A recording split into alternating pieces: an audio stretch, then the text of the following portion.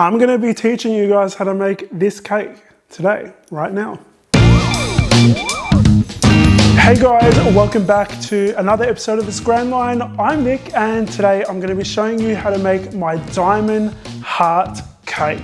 This cake is a two-tier cake. It's actually not that hard to make. It's just a little bit time consuming, and Lord knows we all have nothing but time at the moment because we're stuck at home.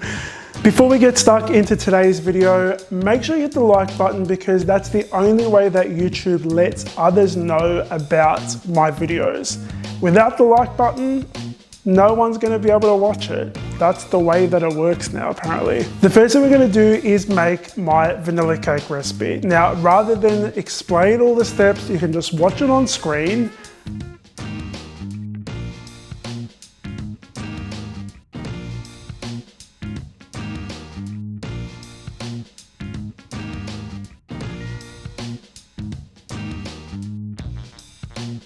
Once you've made the batter, we're going to be making two different colored batters. So split the batter into two, and we're going to be making one blue and one pink. I don't know why I did this, I just did. Now for this cake, we're going to be making an 8-inch cake on the bottom. That's going to be a 4-layer cake, and we're going to need two 8-inch cake tins for that. For the 6-inch cake on top, we're going to need two 6-inch cake tins. To make the little squiggly kind of pattern on the inside, we're just going to be adding our batters into two separate piping bags, piping them into our cake tins. Once you've got all those done, pop them in the oven, let them bake and cool down completely before you trim the tops off and trim each cake into two. Now, these cakes looked caramelized because I let them bake a little bit too long than I should have. That's why they look like that. But the center still looks nice and colorful. We're going to fill and crumb coat each of these cakes. So let's start with the 8-inch one. You want to pipe a ring of frosting around the top of the cake. Then you're going to fill it with more frosting. We're going to flatten it out using an offset spatula, and then we're going to pop our next layer of cake on top. You're going to repeat that with all 4 layers. We're actually going to be adding a support structure so that when we pop the 6-inch cake on top, it doesn't fall off or sink into the cake. The way that we're going to do that is by adding some straws into this 8-inch cake, lift them up slightly, trim them off so that they're level with the top of the cake, and then we're going to add a 5-inch or 6-inch cake board on top.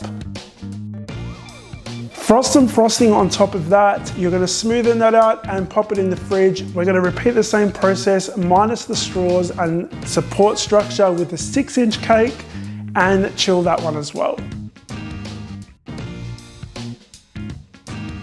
While those cakes are chilling, let's move on to making our little diamond chocolates. Super duper easy. I've just got some white chocolate which I've melted in the microwave until it's nice and smooth. So I melt it for about 30 seconds at a time, mix it each time until, again, it's nice and smooth.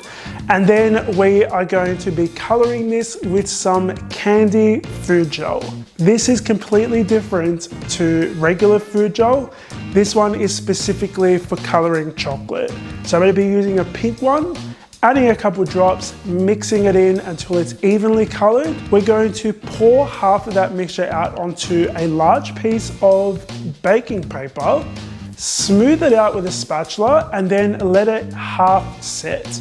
So what I mean by that is where it's still slightly soft but not melted when you touch it, so that when we want to cut out the diamond shapes, we're going to use a sharp knife to score it into diamonds, and then when that completely sets, we can just break apart the diamonds and they're perfect little diamond shapes. You're going to repeat that process with the other half of the chocolate, and we have our chocolate shards. For the final layer of frosting, I'm going to be using some pink Swiss meringue buttercream frosting. We're going to be adding that on the outside of both of our cakes using the same process as when we crumb coated, but this time we're going to be adding a bit of a thicker layer of frosting. Once that's done, you're going to very carefully use a large offset spatula, slide it under the 6-inch cake off the cake board that you used, Transfer it on top of your 8-inch cake as carefully as you can and make sure it's centered. If it looks a little bit messy, you can always try smoothing out the frosting with an offset spatula. Now guys, the easiest way to actually frost a cake, of course, is on a cake turntable. So if you don't have one of those, I would recommend getting one. To finish this cake off, we are going to be adding our chocolate shards. So I'm starting on the top on the 6-inch cake and then working my way down. And then with the 8-inch cake, I decided to do the top and the bottom first and then fill that in, which is an easier way to do it.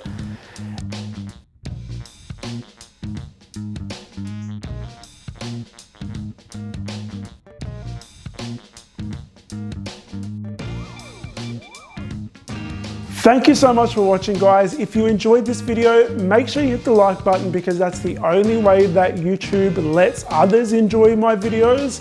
If you're new to this channel and you haven't subscribed, hit the subscribe button and I'll see you all on the next episode of the Scran Line.